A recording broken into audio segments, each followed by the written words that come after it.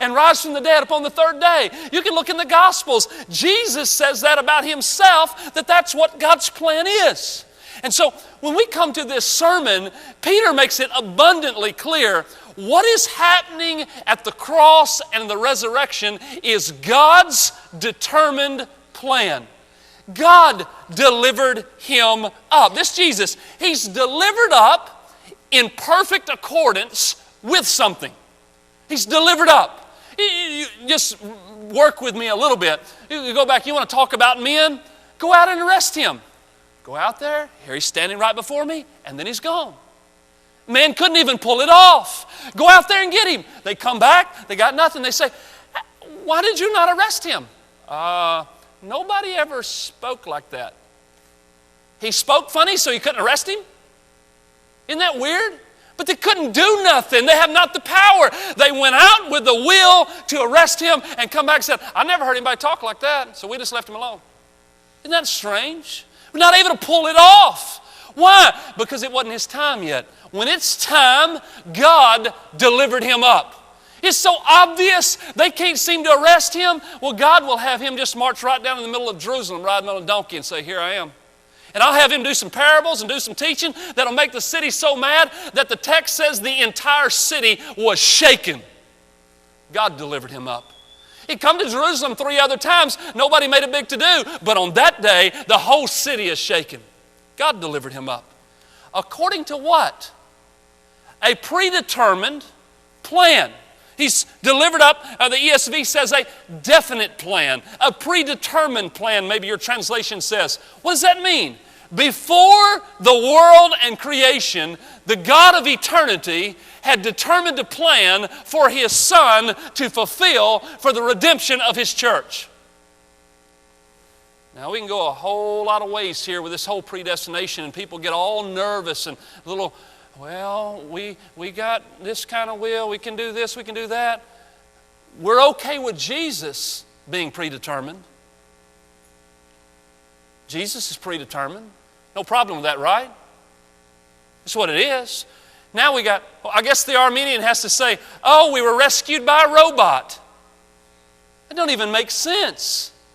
A determined plan by the infinitely wise God from eternity past to redeem a wicked people. God is so infinitely wise that He can see every angle of everything, have it all perfectly fulfilled, and not one jot or one tittle goes left undone. Even to the point, even on the cross, He would say one Greek word, 2 in English, I thirst. He wouldn't even miss that, which was back in the Old Testament that He would say. He even makes sure He gets that one word.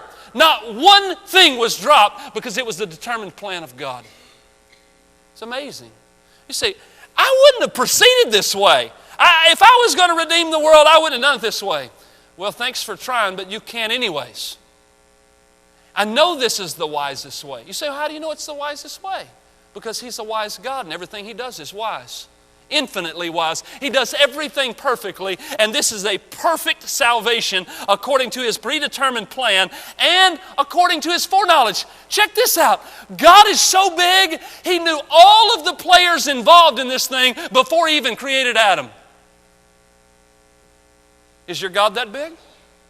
God would know all of that. You say, it's a little stretch. I'll give you more. He even knows how many hairs are on your head. When a sparrow falls, it does not happen apart from His will. This is the God we're talking about. This is a perfect plan. He didn't like roll the dice and say, go for it, Jesus, I hope it works. You know, you got just about as much chance of it working as you win in the lotto. He didn't do that. This is my plan, and I will see to it that it happens in such a way that I will redeem my church. I must press on.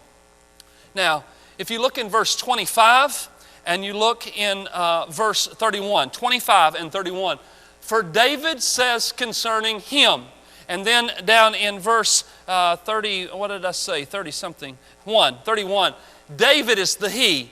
he foresaw and spoke about the resurrection of the Christ. This may not be a big point to you, but it's a big point to me, and I'm going to preach it because it's a big point to me.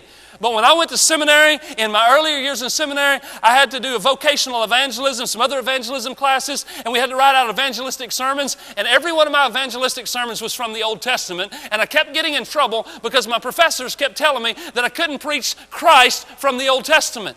Now, that was my early years in seminary. Later on, the staff changed, and we had a much more conservative staff that saw things differently.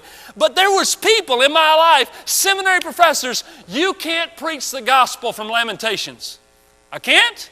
You can't preach the gospel from Psalms. I can't. David did. Peter said he did. Jesus said he did. Look, I want you to understand, we're not going to get hung up on human authors. Here's what the scholars and the higher critics say. Well, it has to have a present-day fulfillment, and Jesus hadn't even been born yet, and so there's no way that David could even known anything about Jesus. Excuse me, Mr. Scholar, Mr. Higher Critic, I'm going to go with Peter, who is an inspired apostle of God, inspired under the Spirit of God, and Peter's interpretation of Psalm 16 and Psalms 110 is this, that David looked down the corridors of time thousands of years in the future, and by the Spirit of God, he spoke about the resurrection of the Christ, and he wasn't talking about himself, and the present-day fulfillment is you better believe in Christ because he's your only hope. It's the gospel. Psalm 16, we can preach the gospel there, we can preach it in Psalms 110, but it is for sure. You look back at Abraham. By the way, how in the world was Abraham saved? I don't know, go to Galatians. Galatians says, and the gospel was preached to Abraham. And he believed, and it was counted to him for righteousness. I would say the Old Testament saint is saved the same way that I'm saved, the same way you should be saved, through the gospel of Christ. It's their only hope. Imagine. You try this. You can try it if you'd like. Take you out a piece of paper, get you a pen, write down something that's going to happen 1,000 years from now, and write it down and have it perfectly fulfilled. I know you won't be here to see if it happens, but try it. I think it's quite hard. Write something down that's going to happen exactly next week. By the way, tell me who's going to win the game next month or who's even going to be in the game. We can't even figure out what we're going to do 5 minutes from now about eating lunch. But yet, David can write, and thousands of years down the road, here comes Christ and dies and is resurrected to save his people from their sin. Perfectly. Why? Because, that's the reason I hold the verbal, plenary inspiration of the Scriptures. God, by the Spirit of God, put the words of God in the hands of men to write upon a piece of paper and preserved it as exactly how He would have it preserved, that to this day we have the trustworthiness, the authority, and the infallibility of the Word of God. That's why I memorize. That's why I meditate, because it's the only thing they won't change on me. I don't even bother with the paper because they change it every day. Or like the other day, the scientists, I know I'm getting way off track here. The scientists, they figured it out. Man actually had control of fire a whole lot earlier. They were only 300,000 years off on their first estimate. Just 300,000 years. That's pretty close. Nonsense. Give me truth. David sees these things, prophesies to these things, and they come to be. Now, let me move to verse 34. A little old lady, about 85 years old at the sunrise service, said she had never understood this verse, and she understood it after this morning, so maybe it will help you. The Lord said to my Lord, sit at my right hand until I make your enemies your footstool. David says, God the Father says to God the Son, my Lord, sit at my right hand. In the Hebrew Old Testament, Yahweh says to Adonai, sit at my right hand. What David is saying here is that God says to my Lord, sit at my right hand until I make your enemies your footstool. David understood Christ to be his Lord. That's significant. David, come years before, go through all these descendants, and here's Jesus born way down this genealogy, way back here, and David beforehand is saying, this one that's coming in a few thousand years or 1,000 years later, he's my Lord, I'm the inferior, and he's the superior. Jesus uses this same text. It's the most quoted Old Testament passage in all of the New Testament, and it substantiates the deity of Christ, the power of Christ being at the right hand of God, and that He is the sovereign over all of creation. Now, whatever your conclusions may be, whatever they may be, this is God's conclusion. Let all the house of Israel. Everybody on the globe, therefore, know this for certain. God has made Him, Jesus Christ, both Lord and Christ. This Jesus whom you crucified. Here's the deal.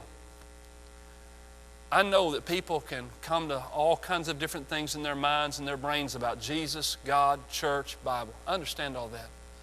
But when it's all said and done, take this from Easter Sunday morning.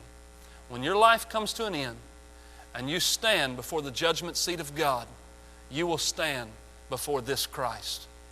He is Lord, and all judgment has been committed unto Him. It's been verified, it's been validated, because He's been raised from the dead.